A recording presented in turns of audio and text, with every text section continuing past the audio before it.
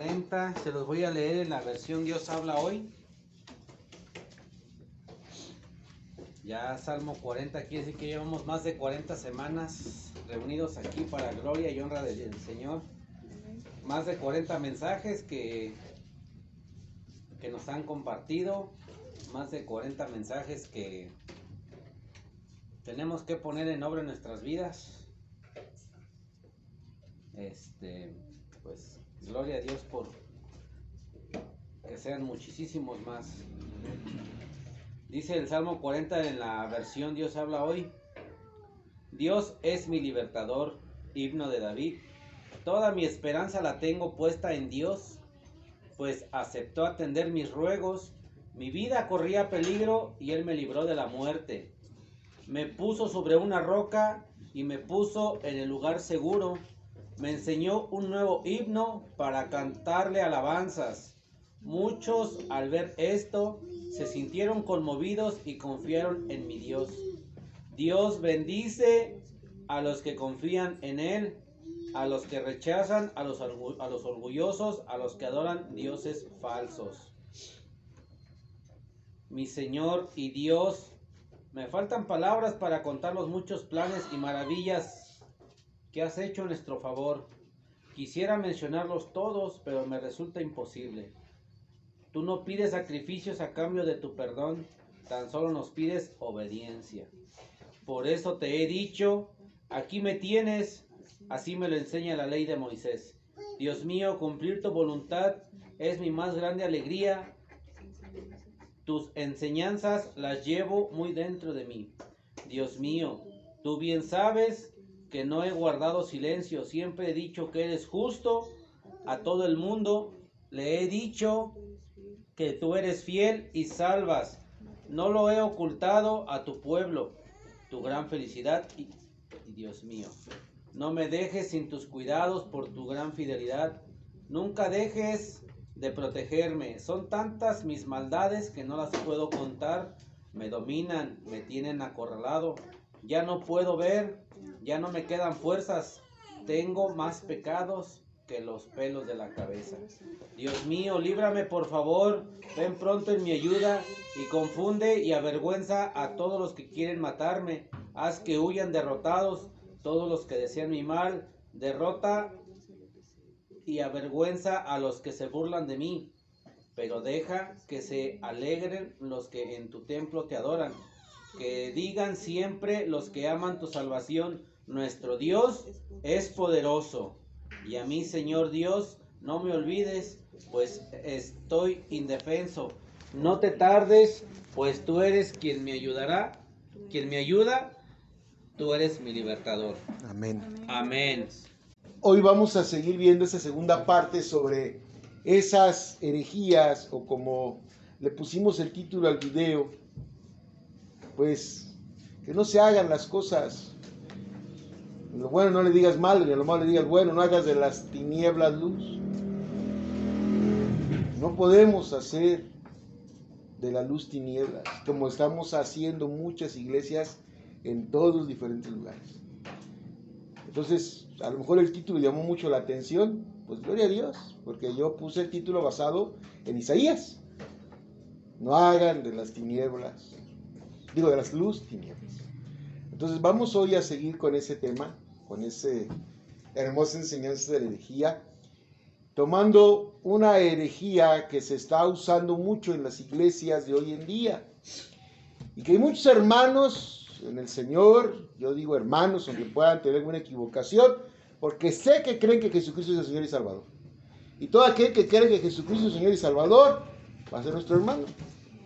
Claro, si siguen cumpliendo con la ortodoxia, ya hemos hablado de eso. Y una de las herejías que más ha infiltrado a la iglesia, hermanos, está en Efesios capítulo 6. Vamos a Biblia ahora sí, luego. Efesios capítulo 6.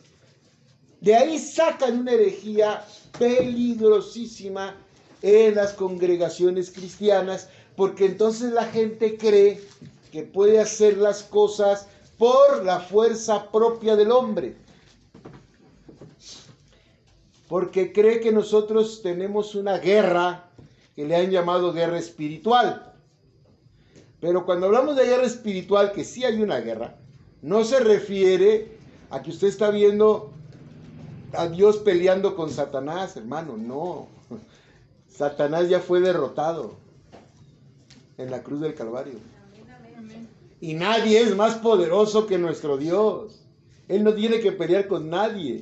Él es el creador de todo y de todos, incluyendo a Satanás. Entonces, que la gente piense que usted va a tener una guerra contra el enemigo, se basan en Efesios capítulo 6, verso 12. Pero vamos a leer desde el 10, para poder entender el contexto y el peligro de sacar el texto de contexto y usarlo de pretexto. En el contexto dice el verso 10: por lo demás, hermanos míos, fortaleceos en el Señor y en el poder de su fuerza. Vosotros, vestíos, de toda la armadura de Dios, para que podáis estar firmes contra las acechanzas del diablo. Si usted lee esos dos, no se confunde. Pero el versículo 12 es el único que leen los que están enseñando una guerra espiritual. No leen los dos que acabamos de leer, ni leen los que siguen. Leen solo el 12. Y el 12 dice: porque no tenemos lucha contra sangre y carne, sino contra principados, contra potestades, contra los gobernadores de las tinieblas de este siglo, contra huestes espirituales de maldad en las regiones celestiales. Si usted lee solo ese versículo, su mente ya se fue a imaginarse en este espectro que nosotros no vemos con los ojos de la mente, una guerra ahí arriba entre los ángeles y los demonios. Porque uno lee eso. Y entonces uno dice: pues yo le voy a entrar a la guerra, yo le voy a echar la mano a Dios. Vamos a tener una guerra. Dice ahí que tu guerra no es contra sangre y carne. Entonces uno dice: entonces mi pleito no es físico, voy a pelear espiritualmente. Dígame usted, hermano, ¿tiene usted el poder espiritual para pelear una guerra contra el enemigo? No, no lo tenemos.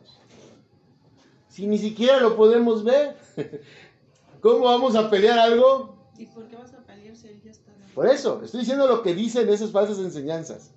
Ellos dicen que nuestra guerra no es contra carne ni sangre, porque ahí lo leyeron, no leen el contexto, y entonces, como dice, huestes de maldad de las regiones celestes, se imaginan una guerra. Y pues uno debe de entrar a esa guerra. Pero si usted puso atención a los primeros dos versículos, si usted le puso atención ahorita que los leímos, no está diciendo eso.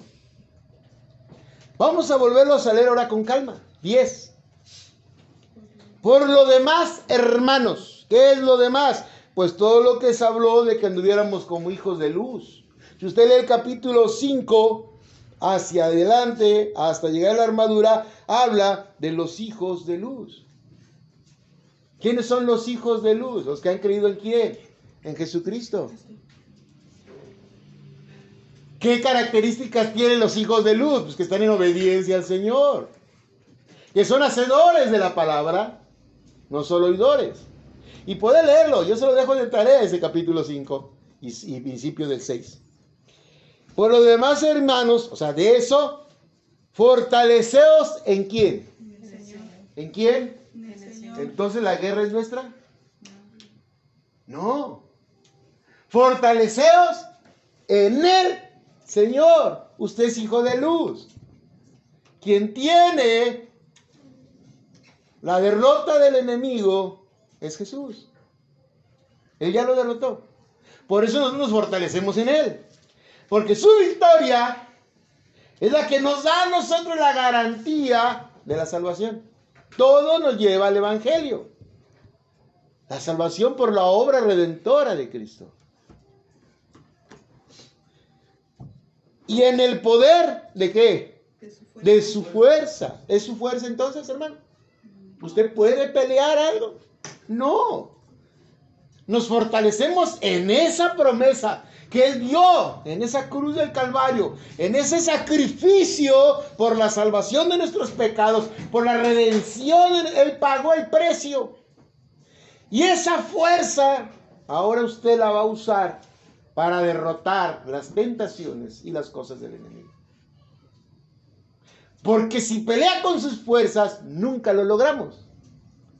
Necesitamos la fuerza y la fortaleza de Jesucristo. Vean lo que dice el verso 11. Vestíos de toda la armadura de Dios, para que se vaya y pelee, para que vaya y haga guerra, para que saque y empiece a tirar espadazos espirituales. No, hermanos. Vestíos con toda la armadura de Dios, para que podáis estar firme. ¿Qué es firme? Que no te engañe. Sin moverse. Sin moverse.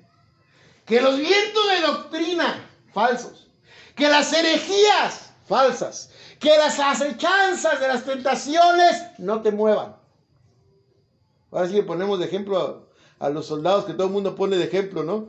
Los que están afuera del palacio de Buckingham, que dicen que los puedes golpear y echarles y ellos no se mueven, porque tienen la obligación de estar firmes. Estar firmes, hermano. Estar firme significa que usted nada lo mueve de su fe, en lo que ha creído. Todo el capítulo anterior nos habla de que lo que creemos, de los hijos de luz. Y usted tiene que estar firme. Usted no puede pensar que usted va a tener algo para luchar contra alguien que ni siquiera lo puede tocar, hermano. Usted no puede tener a Dios y al diablo. Usted no puede tener al Espíritu Santo en su corazón y a un ladito al espíritu de tentación en el enemigo. No, usted tiene el Espíritu Santo y Él le da la fuerza y la fortaleza de Jesucristo para vencer. El enemigo le va a seguir tentando, ¿sí? Pero Dios te manda estar. Ponte la armadura, no para que guerríes. No vamos a estudiar la armadura de Dios hoy. Lo vamos a estudiar en otra ocasión. Pero las características de la armadura de Dios son los pasos del cristiano en su fe. Son los pasos del cristiano en su fe. Cada parte de la armadura simboliza una cualidad que usted debe de desarrollar para poder vencer la tentación y el engaño y la herejía que se ha llenando el mundo. Entonces, la guerra espiritual que muchas iglesias están sacando a la luz no es otra cosa que una herejía por no leer los contextos bíblicos que están en el mismo libro de donde nació esa herejía. O sea, no nació por culpa de la Biblia, sino por culpa de la mala interpretación. Pastor, ¿está usted seguro de eso? Pues sigamos viendo el contexto. Verso número 19, ya leímos el 12, verso número 12 otra vez. Porque no tenemos lucha contra sangre y carne, sino contra principados, contra potestades, contra los gobernadores de las tinieblas de este siglo, contra las huestes espirituales de maldad de las regiones celestes. Pero vea lo que dice el 13. Por tanto, tomad la armadura de Dios para que podáis resistir en el día malo y habiendo acabado todo, estar firme. ¿Qué hace la armadura entonces? ¿Qué hacen las cualidades de esa armadura en el cristiano? Te ayuda a resistir. Te da fuerza, te da el poder, la fortaleza que el Señor ya dio en la cruz. Ahora viene a ti por medio de su Espíritu Santo. Y una vez que pase el día malo, el día de la tentación, el día de la debilidad, porque todos tenemos momentos de debilidad humana. La carne es débil, nos lleva a la tentación, pero la fuerza y la fortaleza para derrotar a la naturaleza caída del hombre es usar las cualidades de la armadura de Dios. Y una vez que pasa ese peligro, esa situación difícil, llamémosle que se encontró una cartera llena de dinero y usted está muy necesitado, pero trae la identificación. Usted como hijo de Dios tiene una gran batalla entre su necesidad y lo correcto. Pero gracias a la fortaleza y a la fuerza que el Señor le da, usted hace lo correcto, aún en contra de su necesidad. Resistió el día malo. Y ahora vuelve a estar firme. ¿No dice eso?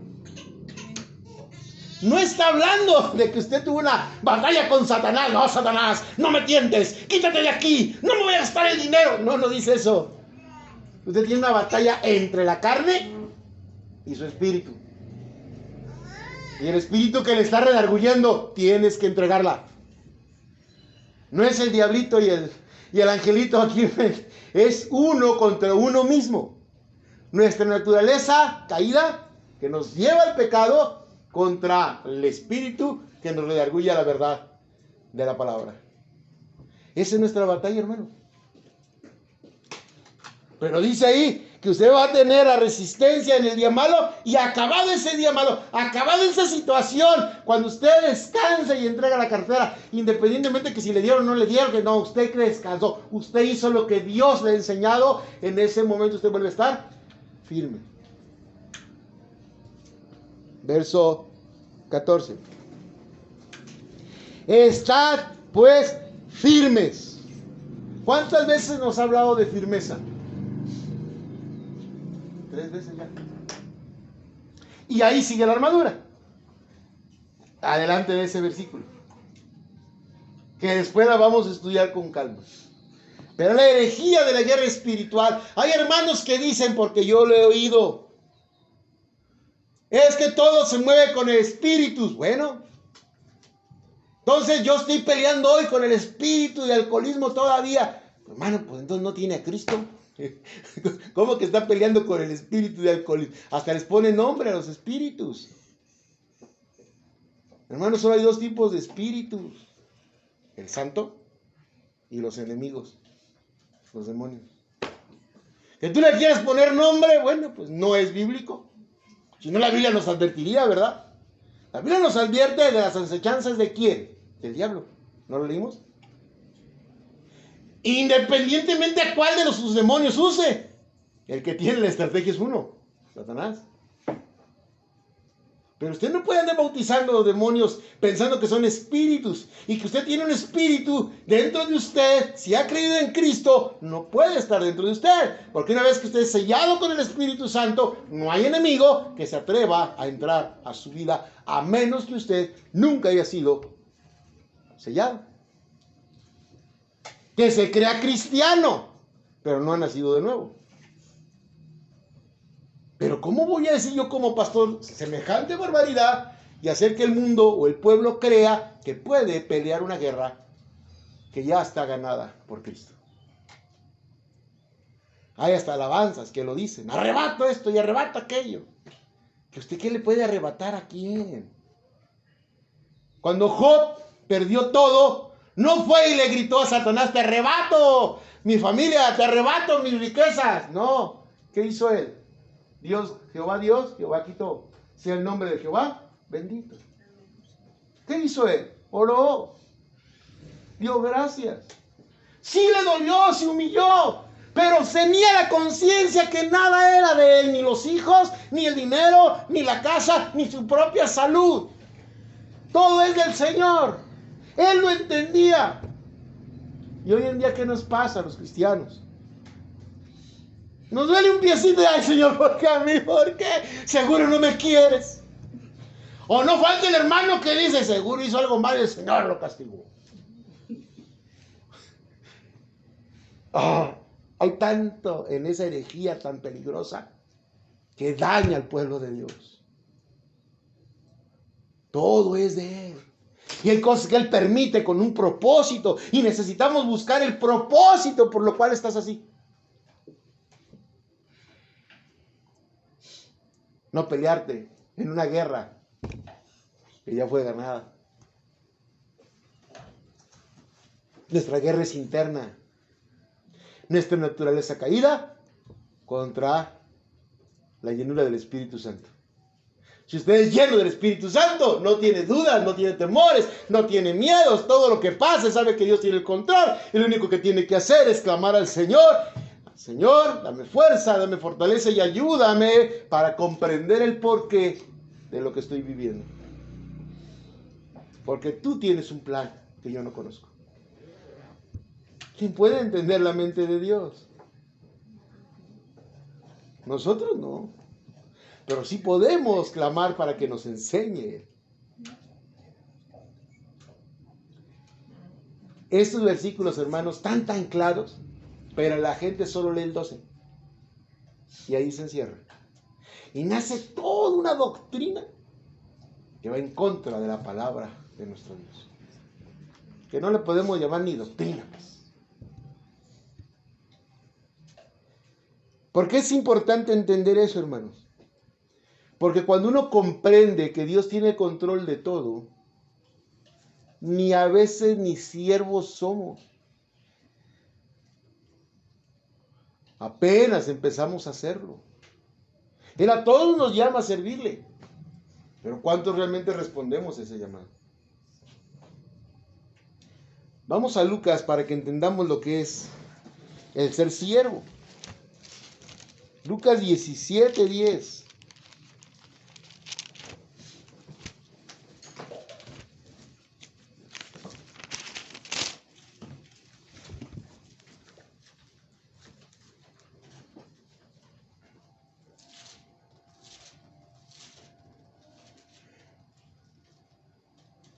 Vamos a leer desde el 7. Siempre cambio.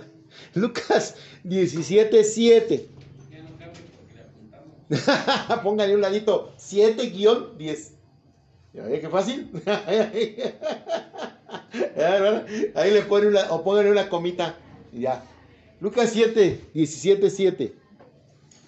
¿Quién de vosotros, teniendo un siervo que ara o apacienta ganado, al volver él del campo, luego le dice, pasa, siéntate a la mesa?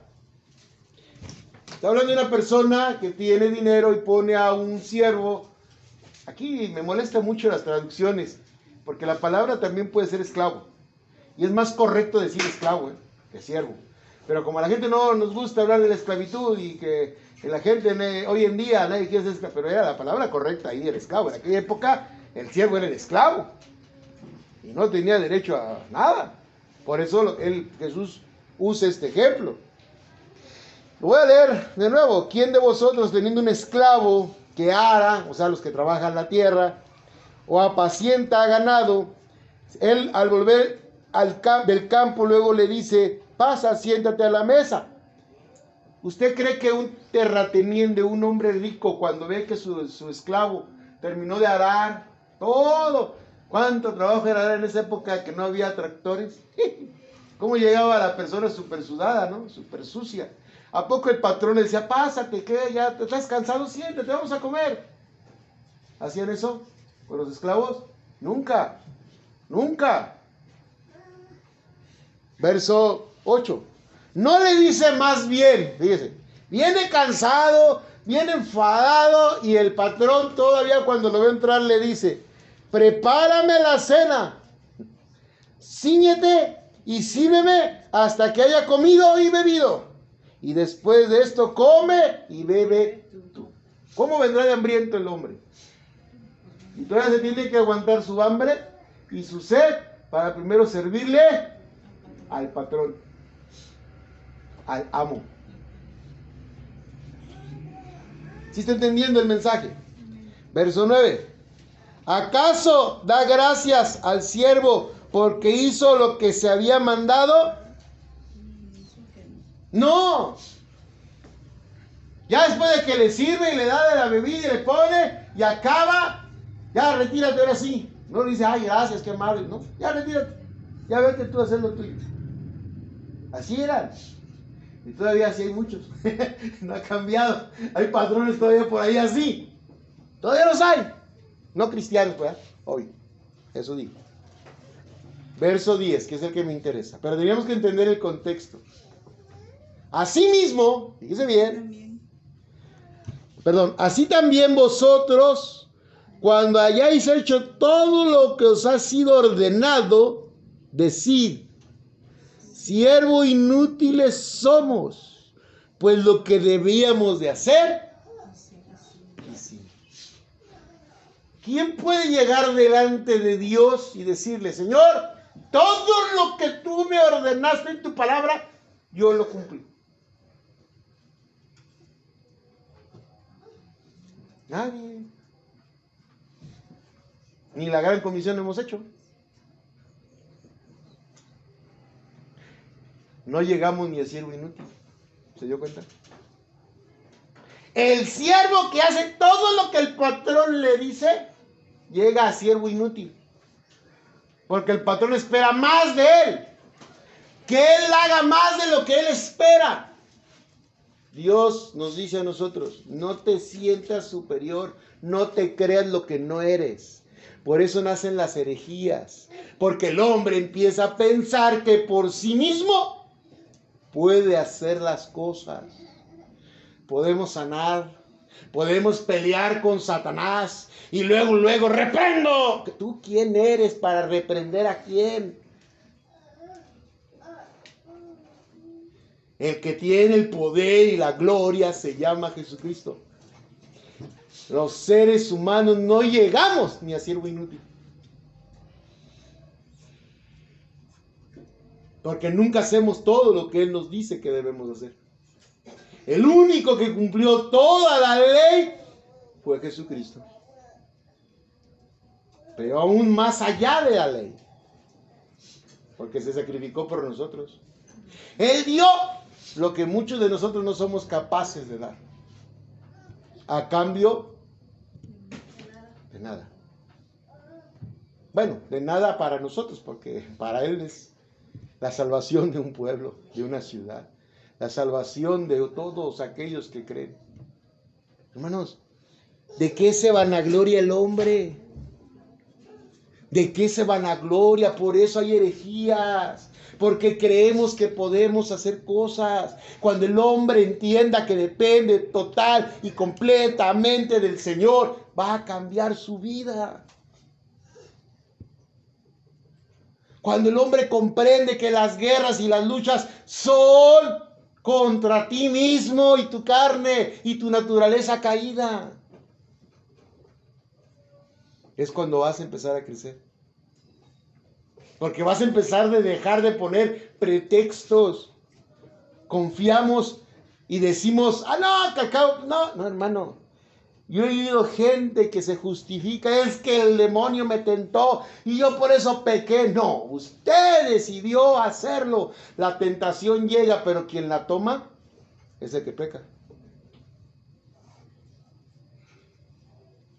Puede pecar de pensamiento, pero si no lo lleva a la acción, Dios tiene misericordia. Siervos somos, pero a inútil no llegamos. Ninguno de nosotros podemos decirle al Señor, yo he hecho todo lo que me mandaste. Vamos a llegar allá humillados, Señor. Peleé la buena batalla, como dijo Pablo. Me morí en la pelea. Porque vamos a batallar hasta el último día que estemos en esta tierra. No confundamos las experiencias que vives con la palabra de Dios. Tú no puedes hacer una doctrina de una experiencia de alguien. Hermano, pero si el pastor cuando oró me sanó, y por eso todos van a esa iglesia buscando al pastor que sana. Experiencias. ¿El pastor sana? No. Pero él le oró. Y ahora el hombre por la experiencia cree que es el pastor. Cree que es el hermano. Cree que es fulano, sutano. Porque alguien, mi hermano, nos pasa en la vida real. Hay gente que se hace llamar profeta y no necesariamente es de la congregación, ¿o no? Ahí están Nostradamus, Ahí están varios que han escrito profecías. El brujo mayor que saca mucho en la tele. Y que hasta pronostican quién va a ganar y quién va a ser campeón. Y quién es que... Cuando no le atinan, no salen. Pero cuando le atinan, hacen algarabía por una vez. ¿Eso los convierte realmente en profetas? ¿Eso los convierte realmente en personas que conocen el futuro? No. Pero la gente marca por experiencias. Es que él dijo, y ese no falla. 50 errores, un atino. Ay, no falla. ¿Sí está entendiendo? Mira lo que dice la Biblia sobre eso, que también es otra gran herejía. Los profetas, o los que se hacen llamar profetas, porque viven de las experiencias, hasta se graban, para que la gente oiga, y si se cumple algo de lo que dijo, nomás cortan ese pedacito y es el que ponen, pero lo que no se cumple no lo mencionan. Primera de Corintios, capítulo 15.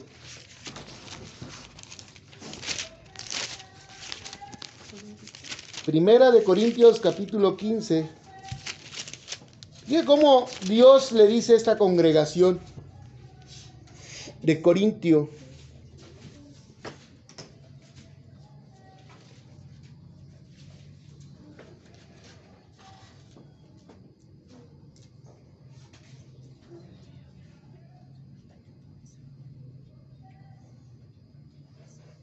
Dice 15:1, del 1 al 4, vamos a leer. Ya estamos ahí todos, ¿verdad? Amén. Además os declaro, hermanos, el evangelio que os he predicado, el cual también recibisteis, en el cual también perseveráis. ¿En qué debe de perseverar el cristiano? En el evangelio. Amén. Por el cual asimismo, si retenéis la palabra que os he predicado, sois salvos. Si no, creísteis en vano. Primera condición, uno debe de perseverar en el evangelio. ¿Cuál es el evangelio? La obra redentora del Señor. Y luego la segunda condición dice, porque asimismo si retenéis. Si usted toma la palabra que Dios le ha predicado y la pone en práctica, eso es retenerla. Va a ser salvo. Si no la retiene, aunque la haya escuchado, en vano fue. ¿Sí entendió eso? En vano fue. Verso 3. Porque primeramente os he enseñado lo que asimismo recibí, que Cristo murió por nuestros pecados, ¿conforme a qué? A las escrituras. Conforme a las escrituras, no conforme a la experiencia de alguien. Es decir, Cristo no dice que nos salva porque Él lo dijo. Cristo nos salva porque toda la escritura lo dice. ¿Sí está entendiendo eso? Tú no puedes hacer una doctrina de la experiencia de alguien. Es que los milagros sí hay, el don de sanidad, porque ese pastor cada vez que ora sanan. Hermano, entienda, usted no puede vivir de la experiencia, sino lo que dice la escritura. Y la escritura dice que Dios es quien da milagros. Pero también la escritura dice que el enemigo puede hacer milagros, ¿o no? ¿Quién hizo el milagro? Usted no lo va a saber. ¿Sí está entendiendo? Por eso uno debe de confiar en ¿qué? En lo que la escritura dice.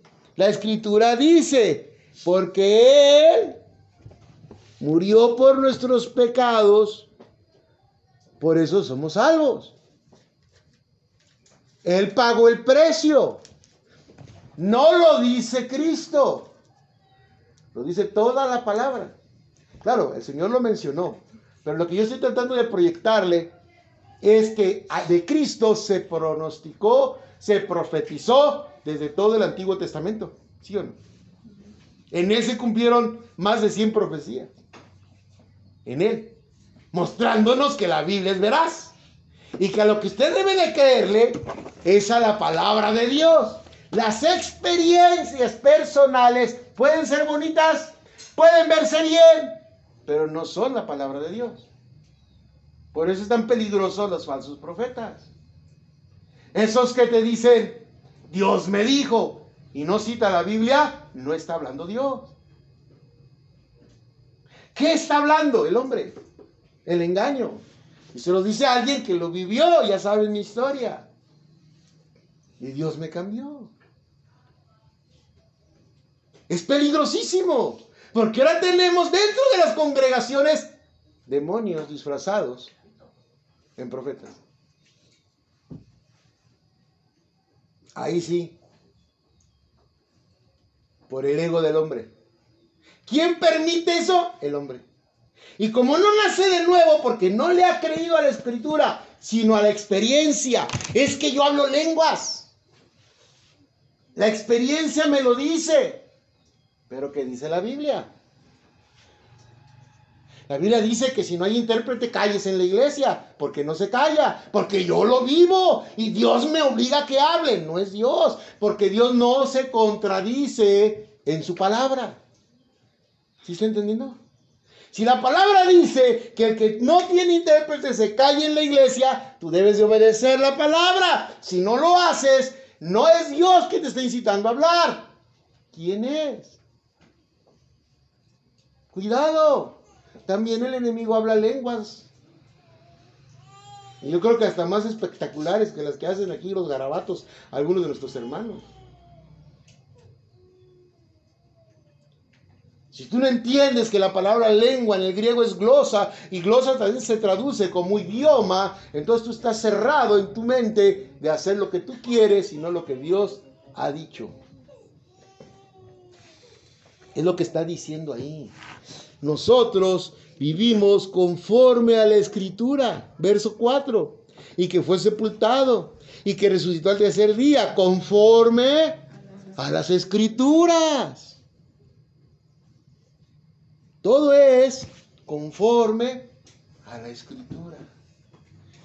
El hombre, hijo de Dios, el verdadero cristiano que ha creído en Cristo, nunca va a permitir que lo que el mundo parece bueno, si no está en la palabra, lo tomemos como verdadero. ¿Sí entendió eso? Nuestra obligación es ir a la palabra y escudriñar eso que parece doctrina o que enseñan como doctrina. Porque si no está en este maravilloso libro, hay doctrinas de demonios. Nosotros no podemos creerle a alguien. Cuando alguien se acerque y le diga, Dios me dijo, dile, tiempo. ¿Me vas a leer la palabra? No, es que Dios no. Si no es la palabra lo que me vas a dar, no me lo digas. ¿Sí entendió eso? Sí. ¿Por qué? Porque si no usted puede caer en el engaño, mi hermano. No es de Dios. Y no es de Dios. Claro que Dios puede usar un hermano que te lleve una palabra bíblica. Claro, ¿Él quién? Él es el Todopoderoso. ¿Él cómo no va a hacerlo? Hermano, yo he soñado palabra. A veces estoy soñando y empieza mi mente a recordar versículos y a recordar versículos y de pronto abro los ojos y me pongo a escribirlos nomás para saber por qué. Ya después me quedo dormido y a la mañana siguiente los veo y era algo que Dios quería tal vez. O es un sermón que tengo hoy. No sé si me entiende. Dios te habla, claro, Él habla todo el tiempo. Pero uno no lo oye porque oímos al hombre, a los enemigos engañadores y no a la palabra. Cuando usted lee la Biblia, como dijo una vez un hermoso pastor, cuando le preguntaron, yo quiero que el Señor me hable en voz alta, pastor, y le dijo el hermano, pues lea la Biblia en voz alta. Y Dios le está hablando en voz alta. ¿Sí entendió? Amén. Yo quisiera que el Señor me susurrara en el oído, pues lee en silencio. Y es Dios susurrando su oído. Porque aquí está toda la palabra de Dios. Hermanos, si Dios hubiera querido que siguiera existiendo más, no cierra el canon. Ya no hay más. Ya no le podemos agregar libros a la Biblia. Le hemos enseñado muchas veces, pero voy a seguir repitiendo.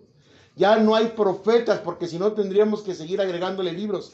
Hay tantas Biblias que hoy quieren hacer falsas, que la inteligencia emocional va a ser una Biblia, que los LGTBI van a ser una Biblia, que bueno, ya quieren hacer una Biblia ecuménica, donde juntan todas las religiones, para hacer un libro que abarque todas las religiones. Eso no es de Dios. Él cerró el canon, ya no hay más, es lo que está aquí escrito. Esos 66 libros que usted tiene son su palabra y es suficiente para que usted sea salvo. No se preocupe si no entiende algo. Lo que entiende y lo que debe de entender es la salvación en Cristo Jesús. Lo demás, Dios en su tiempo lo irá iluminando. Ya no hay revelaciones humanas. Hay revelaciones de su palabra. Porque sí hemos ido creciendo en su revelación. Y falta mucho. Dios sabe dónde, cuándo y cómo. No confunda la experiencia personal con una experiencia escritural. ¿Sí entendió eso?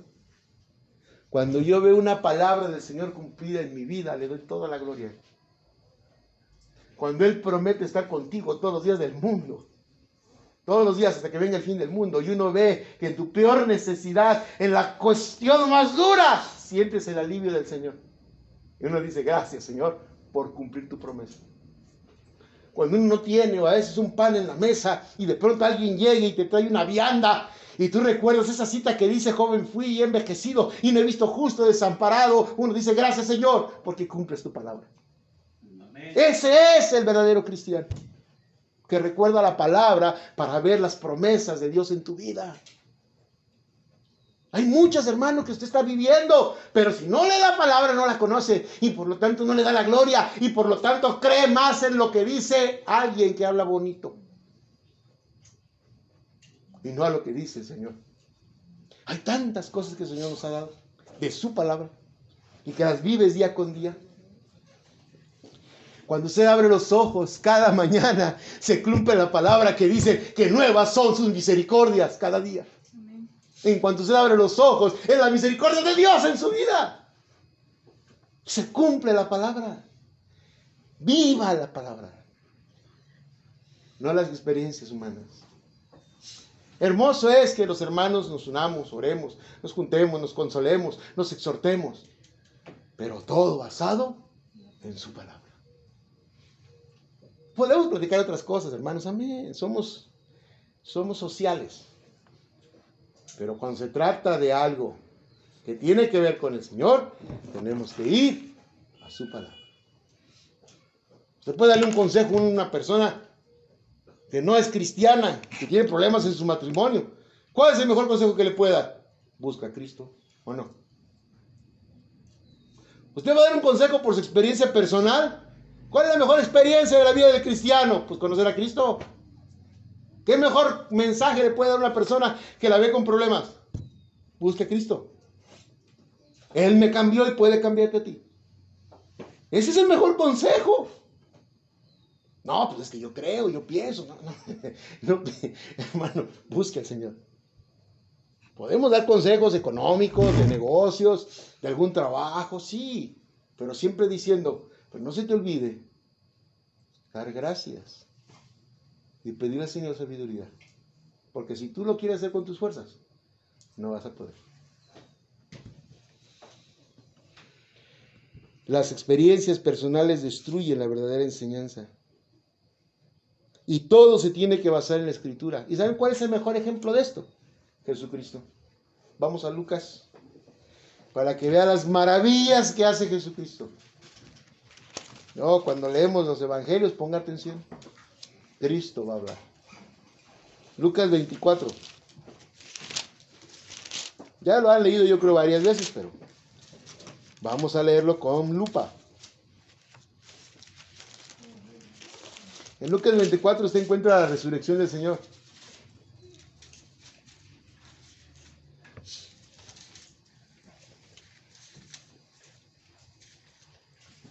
Cuando los apóstoles vieron morir a Jesús, dice la palabra de Dios que todos se habían ido. El único que estaba ahí fuera Juan. Los otros corrieron para todos lados. Pensaron, no, este no era el Mesías, porque lo van a matar, lo van a crucificar. ¿Cómo van a matar al Mesías? ¿Cómo van a matar al ungido de Dios? ¿Se acuerdan? Que los discípulos no creyeron hasta que lo vieron resucitado, ¿no? Dos de sus discípulos, hay una historia sobre ellos, que huyeron y no vieron cuando Jesús se levantó y resucitó. Verso 13.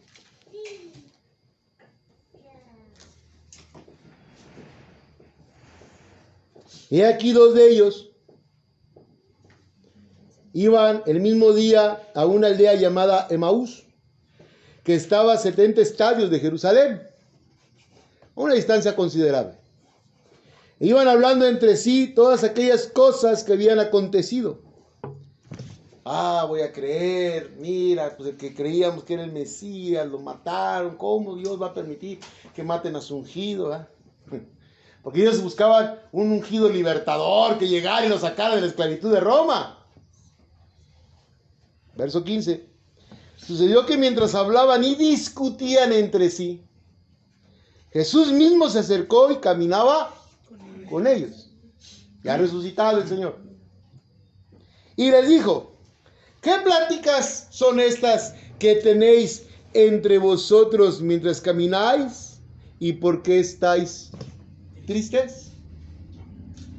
El Señor oía lo que iban platicando, iban hablando de Él. Iban hablando de que ese Mesías no era el Mesías porque lo habían matado. Iban hablando de que no podían creer lo que había pasado. Y ya se iban, ya no querían estar en Jerusalén. Respondiendo uno de ellos, que se llamaba Cleofas, le dijo: ¿eres tú el único forastero en Jerusalén que no ha sabido las cosas que en ella han acontecido en estos días?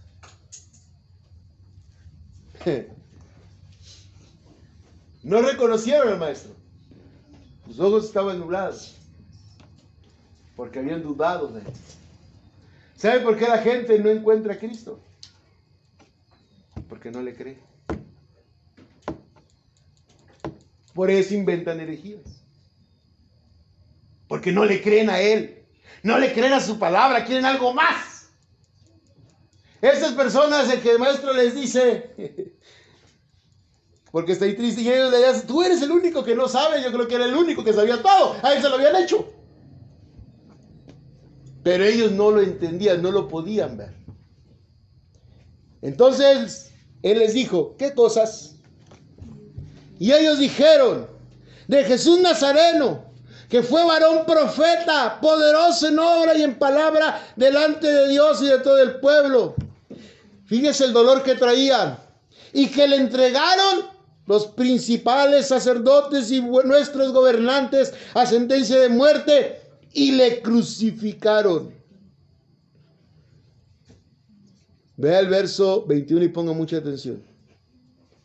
Pero nosotros esperábamos que Él era el que había de redimir a Israel. Y ahora, además de todo esto, hoy ya es el tercer día que esto ha acontecido. ¿Qué esperaban ellos? Un guerrero peleador. Ellos querían que fueran libres en el mundo. Y Cristo vino a hacerlos libres del pecado. Pero no lo creían. ¿Sí entiende eso? Por eso iban tristes. Murió, no es posible, tanto que lo seguimos, fue en vano. Fíjense nomás. Así están las iglesias hoy en día. No, es que Cristo no hace nada, déjame le echo una mano. Déjame ser yo el que voy a orar para que se sane. Déjame voy a ser yo el que habla y profetiza, porque pues Él no viene.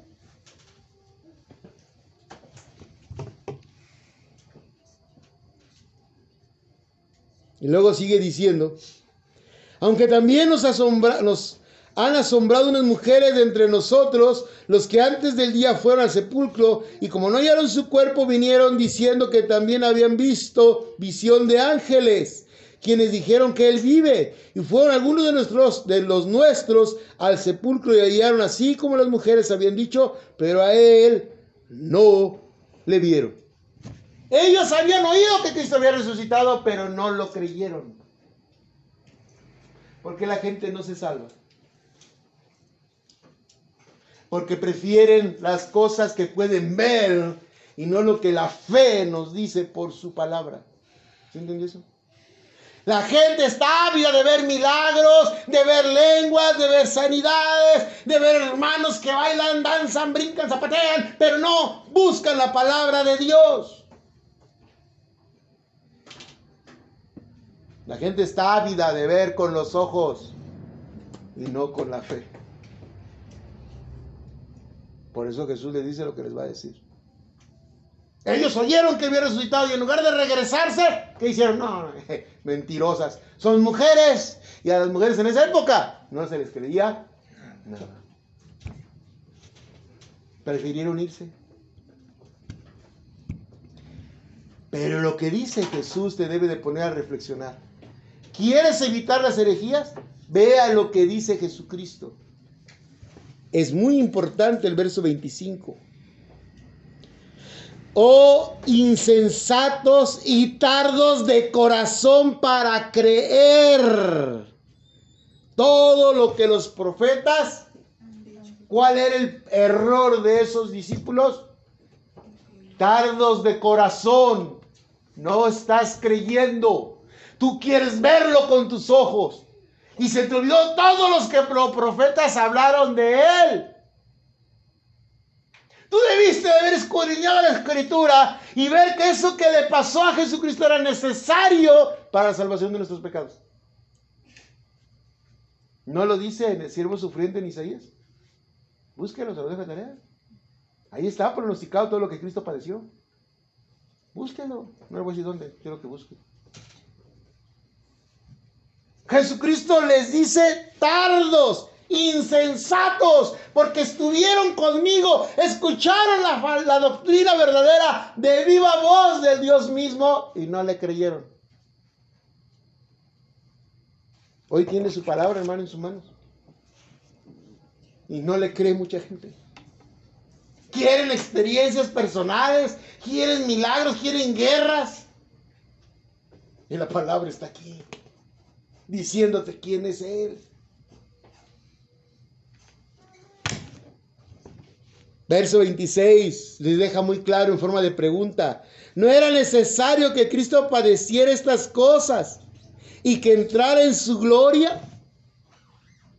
¿Qué decía la Escritura? Que Él tenía que padecer esas cosas, que Él tenía que vivirlas, porque si no, no había salvación. La justicia de Dios no iba a ser cumplida. Y si la justicia de Dios no era cumplida, no nos podíamos salvar. Alguien tenía que pagar para que la justicia fuese cumplida. Dios no nos iba a perdonar por nuestra bonita cara. Necesitábamos un redentor, un salvador. ¿Qué significa el nombre de Jesús? Salvador. Él vino a salvarnos. Amén. Vea qué fuerte es este mensaje que Dios pone para que el hombre no vaya a caer en las herejías. Ustedes necesitan entender la Escritura. ¿Y qué hace Cristo con esos dos? No, hermanos, ¿cómo creen que no se dan cuenta que soy yo? Yo morí por ustedes. La elego, no sean tontos. Cristo es el Salvador. No. ¿Qué hace Cristo? Verso 27. Y comenzando desde Moisés y siguiendo por todos los profetas, les declaraba en todas las Escrituras lo que de él. ¿Qué hizo Jesús? Este par necesita volver a ser predicado. ¿Sí o no, hermano? ¿Qué hizo Jesucristo? ¿Les habló de él? ¿Les habló de que él era el que estaba ahí, el que había muerto? No.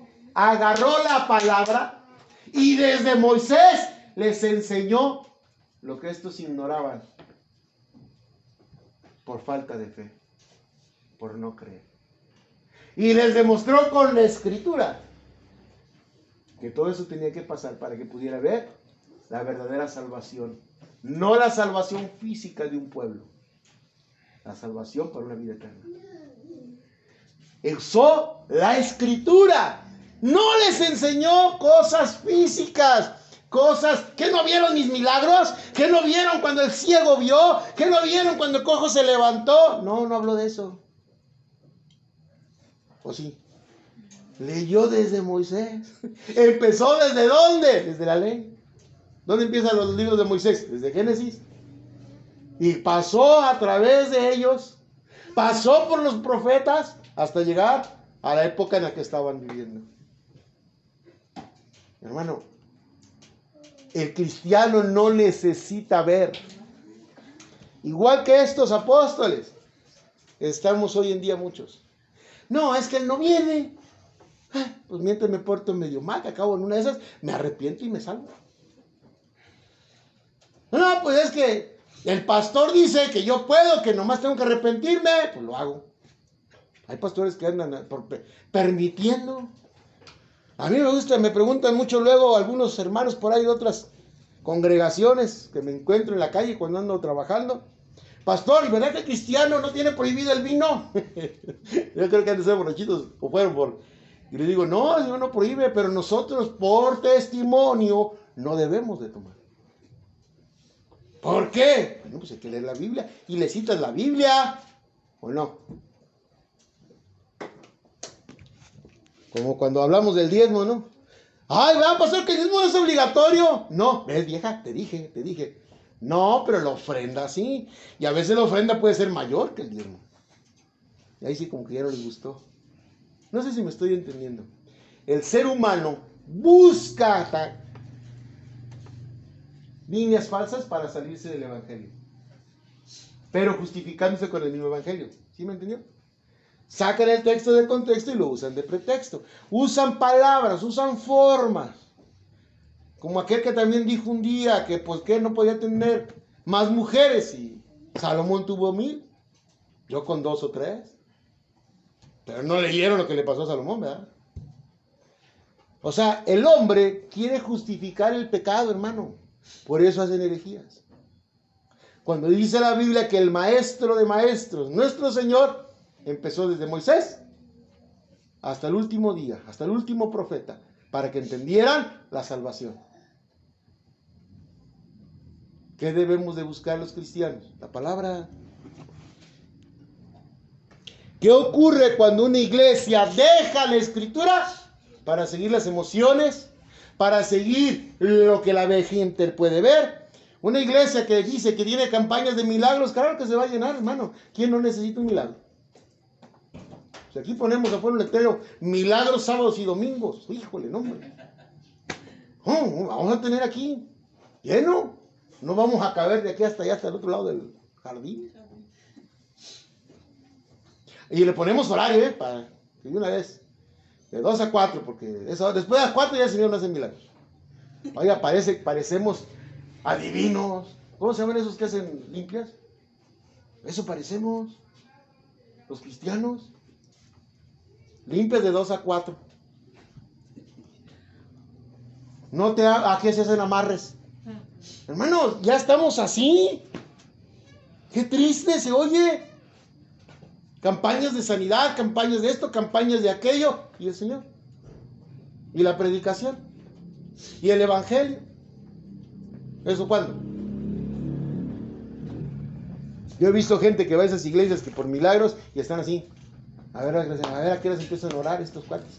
Y si Dios o el enemigo les concede su milagro, pregúntenme si vuelven.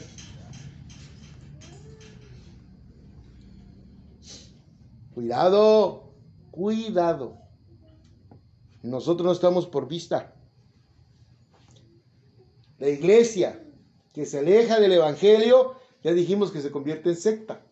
Pero hay peligros que la Biblia nos advierte a aquellos que se alejan de la palabra de Dios. Gálatas 1.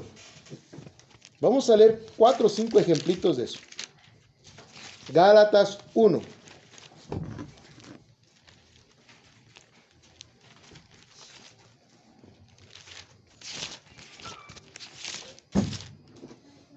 ¿Ya llegó a Gálatas?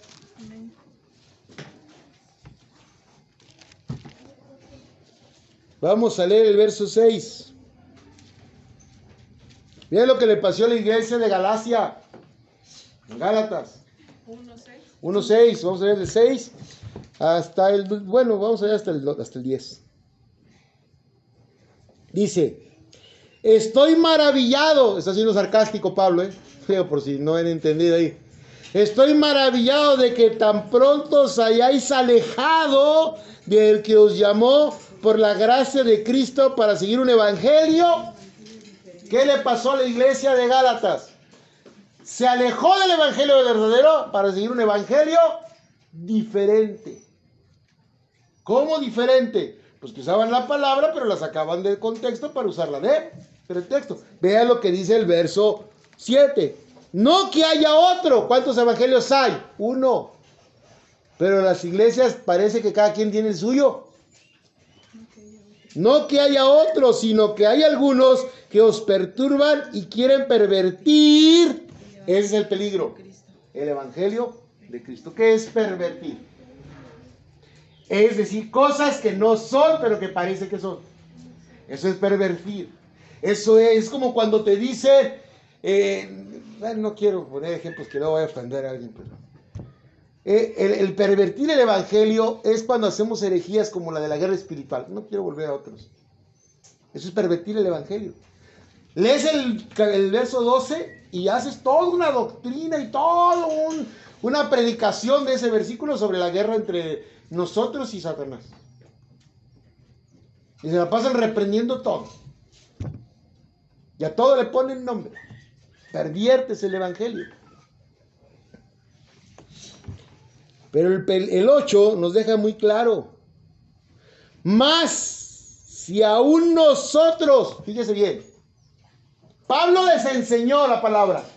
Pablo se va y regresa 10 años después y dice algo diferente a lo que enseñó del evangelio.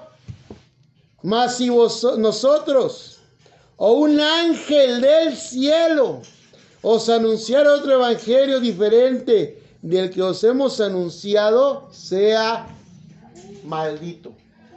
Ahí sí tiene el lenguaje actual, hermano, si quiero que lea ese versículo.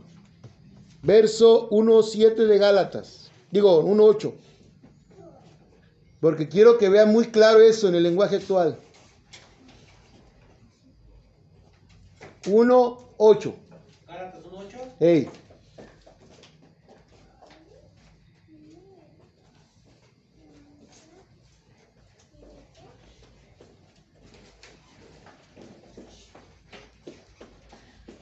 Mas si aún nosotros un ángel del cielo, fíjese a quién está poniendo, hermano. Dos de las grandes herejías han sido de gente que ha visto que ha dicho ángeles. Los mormones vieron a un ángel. Y miren, nació una iglesia equivocada. Los testigos de Jehová también vieron otro ángel que predicó evangelio diferente. ¿Y qué son ahora? Dos de las sectas más peligrosas que alejan al mundo de la verdad. Las herejías más grandes que están en esas dos iglesias. Cuidado. 1.8, hermano. Se escondió. Así pasa, hermano. Ya lo encontró acá el campeón. Ya lo encontramos. Amén. Vamos a escucharlo, ¿no? 1.8. Dice la palabra del Señor en Gálatas 1.8. De modo que si alguien viene y les dice que el mensaje de la buena noticia es diferente del que nosotros les hemos anunciado, yo le pido a Dios que lo castigue, no importa que sea un ángel del cielo o alguno de nosotros. ¿Oyó eso? Le pido a Dios que lo castigue. Es maldito, pues. La palabra anatema es maldito. Así sea un ángel del cielo. ¿Quiénes son los ángeles del cielo? Que podrían decir un evangelio diferente. Puros espíritus caídos, mi hermano. Todas esas falsas enseñanzas y doctrinas y herejías nacen porque un ángel, entre comillas, del cielo, me refiero que no viene, sino que está aquí, pero vino del cielo, te enseña mentiras. No te confundas. Como antes os he dicho, verso 9. También ahora les repito, si algunos predica diferente evangelio del que habéis recibido, vuelve a decir, sea maldito. ¿Por qué? Pues busco el favor de los hombres o el de Dios? ¿Cuál es la respuesta? El de Dios, ¿verdad? Dios. Amén. ¿O trato de agradar a los hombres? ¿Verdad que no? ¿A quién le tratamos de agradar? A Dios. Pues si todavía agradar a los hombres, no sería siervo. ¿Con quién queremos quedar bien? Que nos critique el mundo entero, gloria a Dios. Que están mal, que enseñan, gloria a Dios. Yo no quiero quedar bien con el hombre, porque cuando quedamos bien con los hombres, nos alejamos del Señor. Yo veo hermanos que están con pastores que saben que le están enseñando mal, pero ahí siguen. ¿Por qué? Por agradarle al hombre. Porque él es el pastor que me habló primero. Ay, porque él es el pastor. Pero hermano, le están enseñando mentiras. No, pues, y ya no las oigo, yo ya sé la verdad. ¿Pero qué haces ahí? ¿Por qué sigues ahí? Si no estás para ayudar al pastor a que cambie, y si ya hablaste con tu pastor y no entendió, ¿qué haces? La Biblia nos dice, una cueriada lo que le hace falta. ¿Pero qué nos dice la Biblia, hermanos? Habla con él una vez. Lleva 2 o 3 testigos. Díselo en la congregación, que todos lo oigan, para que el otro entienda. Y no entiende y se justifica y sigue pensando que él tiene la razón, aún mostrándoselo con la palabra de Dios. Dice el Señor, dalo por gentil y publicano. Él no es mío. ¿Qué haces ahí? Pero no van a entender. ¿Por qué? Porque no quieren cambiar. Están cómodos. ¿Sí entendió eso? Quieren vivir su propio evangelio. Y dice, y sean malditos. ¿Qué es ser maldito? Pues que van a ir de cabecita al agua de fuego, mi hermano. Olvídese ya de si lo castiga Dios. ¿Cuál es el castigo más grande que va a tener Dios con todos ellos? El agua de fuego, hermano. Digo, para no decir infierno, porque luego no falta el que dice, es que infierno no viene en la Biblia, pastor. Pero el agua de fuego sí viene, hermano. Y es la segunda muerte. Vamos a otra iglesia rapidito porque se nos está yendo el tiempo. Ahí mismo en Gálatas vamos a 12. Digo 2:11, perdón. 2:11. No 12, dije al revés. 2:11. ¿Listos?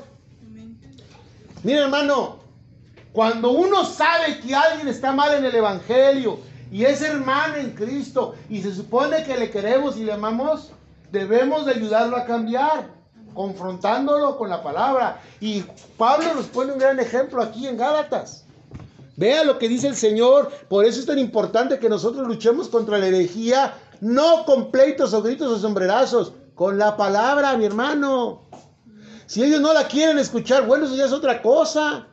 Pero dice la palabra, vea lo que hizo Pablo en el verso 11.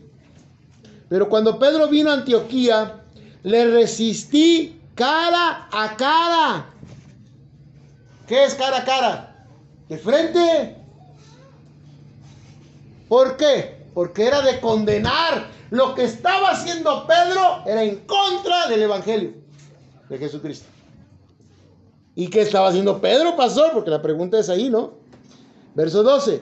Pues antes de que viniesen algunos de parte de Jacobo comía con los gentiles, pero después que vinieron se retraía y se apartaba porque tenía miedo de los de la circuncisión, de los judíos.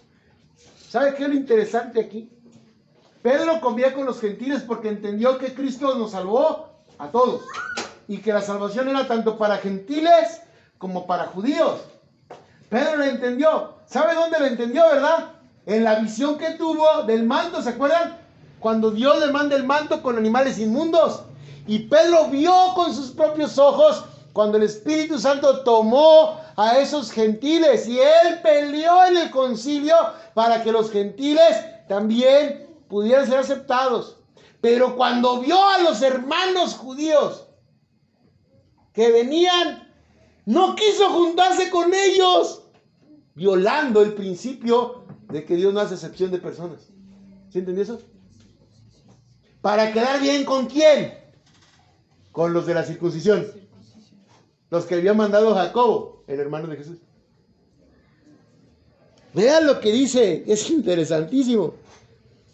Verso 13. Y en su simulación participaban también los otros judíos, de tal manera que aún Bernabé fue también arrastrado por la hipocresía de ellos. ¿Quién era Bernabé? El que trajo a Pablo para que los apóstoles confiaran en él.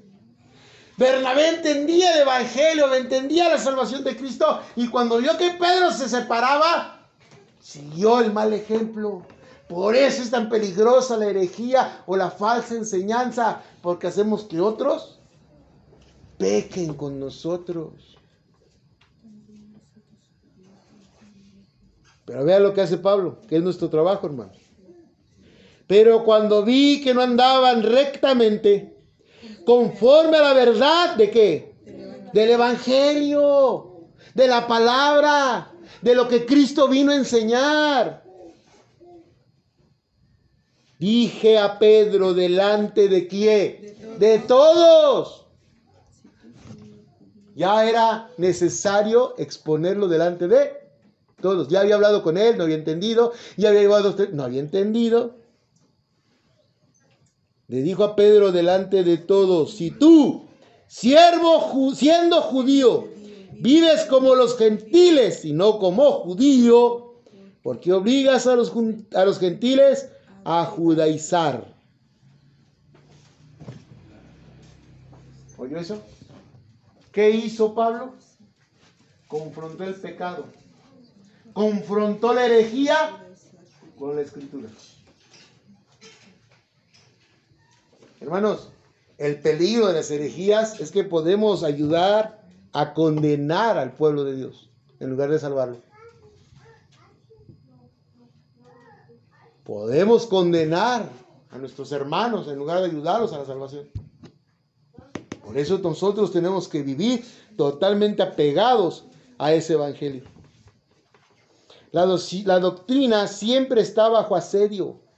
La verdadera doctrina siempre es criticada, siempre es atacada, porque lo que quiere el mundo es vivir como el mundo. Recordemos que el Señor a Corintios predicó, usted ya leyó a Corintios, lo leímos hace rato, a Cristo y a un Cristo crucificado. El evangelio es la capacidad del Señor Jesucristo, no nuestra. El evangelio es la obra redentora de Jesús. Todo lo que Él hizo para que pudiéramos ser salvos. Vamos a Colosenses 2, 4, 8. Vamos a leer otro ejemplo. Y ahí lo vamos a dejar para hacer una tercera parte. Colosenses 2, 4, 8. Es que hay mucho que hablar de esto, hermanos. Gracias al Señor, que hay mucho que hablar de esto. Colosenses. ¿Ya encontraron a Colosenses? Dice el hermano, mi Biblia no lo trae. Ah, ya apareció. Colosenses 2, 4, 8.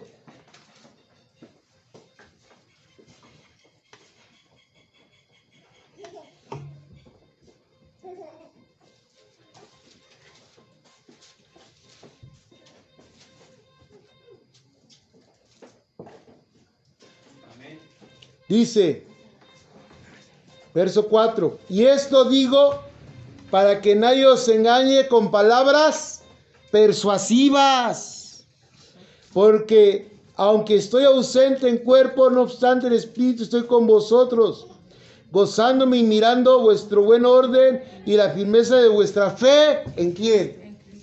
¿Qué está diciéndole Pablo a la iglesia de Colosenses? No se dejen engañar por palabras que suenen bonito, pero que no van conforme a la palabra de Dios. Hablan bien bonito los herejes. ¿En serio? Sacan el texto de contexto de una manera tan hermosa que sí le creemos. Pero dice él, ustedes no caigan en eso. No caigan en semejante cosa, sino que hagan ¿qué? Firmeza en la fe. ¿En quién? En Cristo. 6. Por tanto, de manera que habéis recibido al Señor Jesucristo, andad, ¿cómo? En Él. ¿Cómo debe andar el cristiano? Pues reflejando a Cristo. No podemos. A ver, eres cristiano, el nombre te está diciendo, tú reflejas a Cristo. Ay, pastor, ¿y cómo hago eso? Pues conociéndolo. Si usted no conoce cómo era Cristo, ¿cómo va a hacer para reflejarlo? Viendo el Evangelio y conociendo la palabra, somos reflejo de Él. Es que hermoso, está sencillito. Y por último, verso 7. Arraigados y sobreedificados, ¿en quién? En Él. ¿Qué es arraigado? Dice que porque una palmera no se cae cuando el viento del huracán sopla, se caen todos los árboles menos la palmera. ¿Por qué? Y se dobla y no se cae. Porque sus raíces son muy profundas. ¿Qué está diciendo ahí? Sea arraigado, que tus raíces estén súper agarrados de la verdadera enseñanza del Evangelio. Si sus raíces están agarradas del Evangelio, de la palabra de Dios, no hay viento que te tumbe, no hay doctrina que te dañe. Pero si no tiene la palabra, ¿con qué fuerza va a soportar? Va a ser como los arbolitos que viven en la ciudad. Y que cualquier vientecito, pum, pues pobres, tan grandotes para arriba, pero para abajo no hay para dónde crecer. Cuando usted siembra un árbol en una banqueta de una colonia que ya fue cimentada y pavimentada, no les dejan de tierra que sí. ¿Usted cree que la raíz va a poder agarrar fuerza? Nunca. Por eso crecen muy bonitos, pero con cualquier aire fuerte, para abajo. Entonces usted va a ver grandes predicadores, pero de raíces muy chafas. Porque no están agarrados, arraigados, dice ahí. ¿De qué? De Él. Y sigue el verso 7. Arraigados y sobreedificados en Él. Y confirmados en la fe. ¿Qué mueve al cristiano? ¿Lo que ve? No. ¿Lo que oye? No. Es su fe. Bueno, cuando me refiero a lo que oye, me refiero a la palabra, ahí sí, la palabra de Dios que oyes sí te da más fe. Pero no oigas falsas enseñanzas, hermano, no las permite en su vida. Porque siempre va a haber alguien que te va a decir, no es por ahí. A ver, a mí dímelo con la Biblia. Siempre que alguien le diga algo, dígale, cítamelo en la Biblia. No, cítamelo. Ah, pues es que aquí dice, mira, aquí dice que Dios no permite que sus hijos pasen por el fuego, no hay infierno. ¿Y qué dice arriba y qué dice abajo? Está hablando de Baal y de un Dios donde quemaban a sus niños. ¿Qué tiene que ver eso con el infierno? No, me está citando un texto fuera de contexto. Así es, de la defensa del Evangelio. Y cerramos. Y confirmados en la fe, así como habéis sido enseñados, abundando, ¿en qué? ¿Qué es acción de gracias? Que todo el mundo ve en usted a Cristo. Lo ve tranquilo, lo ve confiado, lo ve que tiene paz, lo ve que está contento, que usted no tiene nada pero sigue sonriendo, que usted no necesita más que tener fe en Él, lo ve enfermo, lo ve caído y usted sigue sonriendo, sigue contento, sigue feliz y le preguntan ¿por qué tú no sufres? Y usted dice con un corazón sincero, porque Cristo habita en mí y confío en Él. Amén. Ese es el Evangelio. Gran enseñanza del Señor. Y nos vemos para la tercera parte. Porque Dios quiere tercera parte.